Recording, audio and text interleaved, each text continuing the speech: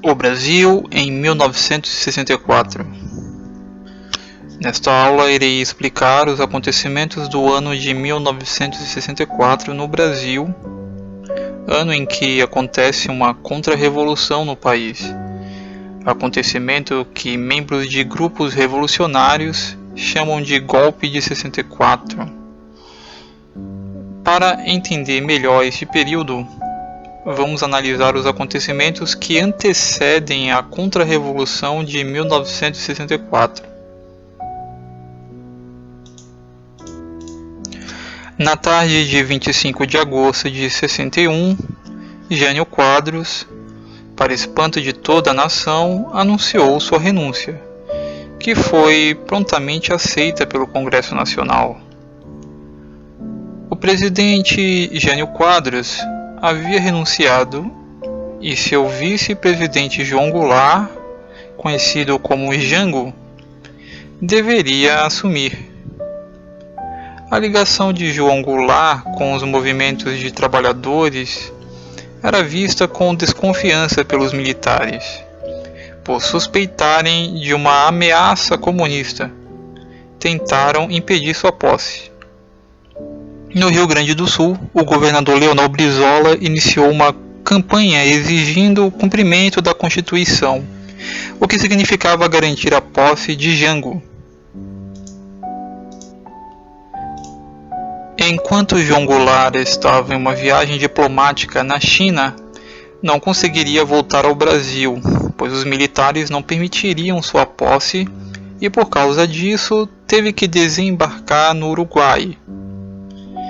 Instaurou-se no país um regime parlamentarista, no qual o primeiro-ministro seria o chefe de governo.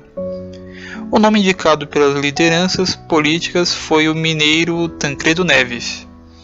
Jango retornou ao Brasil graças à campanha do partido de Jango, o PTB, movimentos populares e o plebiscito que revogavam o parlamentarismo e restaurava a sua permissão de assumir a presidência. No dia 8 de setembro de 61, Jango assumiu a presidência da República. Nos primeiros anos do governo de Jango, surgiram sindicatos de trabalhadores para organizar greves.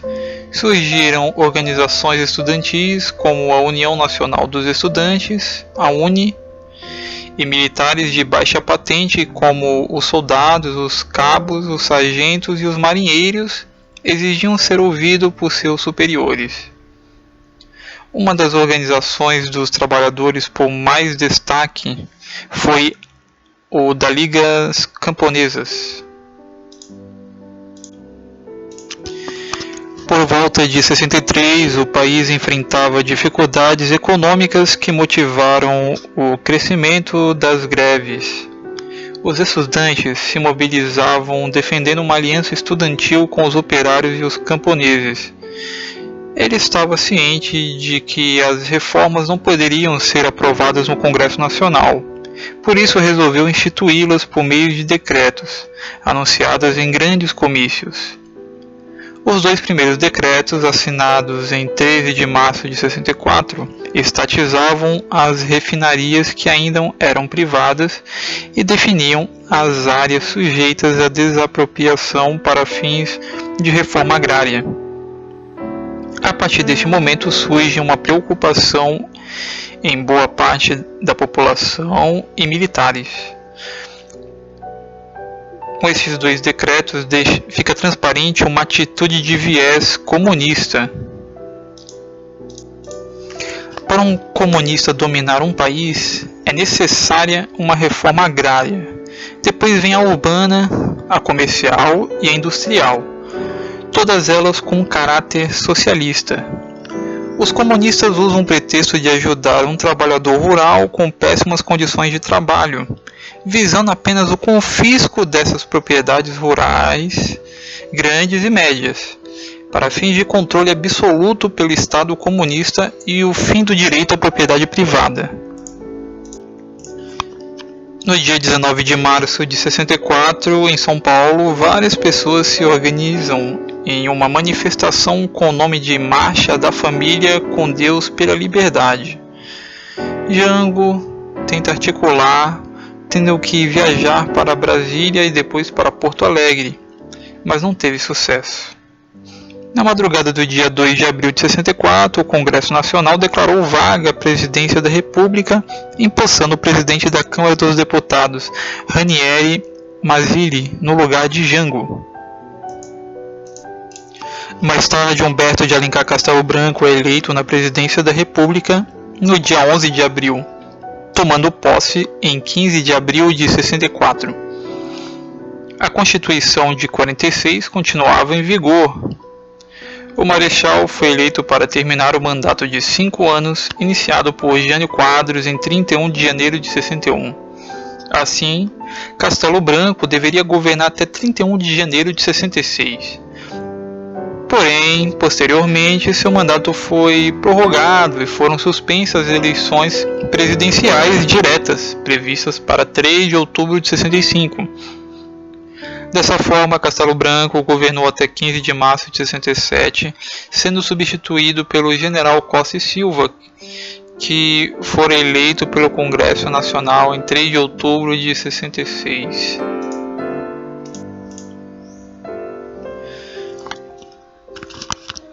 A respeito do União Nacional dos Estudantes, o Partido Comunista Brasileiro aproveitou do idealismo dos jovens, a sua ousadia, sua esperança de poder reformar o mundo. Este partido teve a ideia de reunir vários jovens com o objetivo de incutir as ideias de Marx e Engels. Para que este plano desse certo, precisariam contar com elementos altamente politizados, com alta capacidade de liderança e que conseguissem se enturmar entre os jovens. O recrutamento dos jovens começava geralmente em reuniões sociais, shows, bares, colégios e faculdades. Inicialmente, eles começavam com reuniões informais, sem intenções políticas. Nessas reuniões, os líderes observavam os jovens mais destacados para serem recrutados. Depois de feita a seleção, esses jovens se reuniam com os líderes para discutir política. Eram organizadas discussões políticas em um nível mais amplo. Os textos normalmente eram organizados por membros do grupo de estudo GE. Essa organização era apenas fachada para sondar os jovens e para esconder a ação dos grupos de dissidência comunista da Guanabara, DIGB, que era uma organização política de extrema esquerda, e do Movimento Revolucionário 8 de Outubro, MR8, que era uma organização política marxista. Depois de adquirida a confiança dos jovens, o líder sugeria uma mudança estrutural do regime vigente do país. Eles aproveitavam qualquer insatisfação popular como ganchos e eram explorados para despertar no jovem o desejo de mudar a realidade existente, nem sempre agradável, e criar uma condição social. O próximo passo era sugerir aos jovens a ideia para mudar este quadro social. Uma revolução social que inicialmente era apresentada como pacífica. O jovem que fazia parte desta organização guardava todos os materiais escondidos em suas casas. Automóveis eram emprestados para conseguirem se deslocar, locais eram cedidos para suas reuniões, realizavam distribuição de panfletos, transporte de material e levantamento. Depois a organização escalava alguns desses jovens para dirigirem carros e se envolviam em situações arriscadas para perderem medo, como por exemplo furtos, ações armadas, explosões de bombas e finalmente um assassinato. Um dos casos mais famosos de ataque dos revolucionários foi o sequestro do embaixador dos Estados Unidos, Charles Burke, em 4 de setembro de 69 no Rio de Janeiro. Ele era um diplomata responsável pela Embaixada do Brasil em 69 e 70.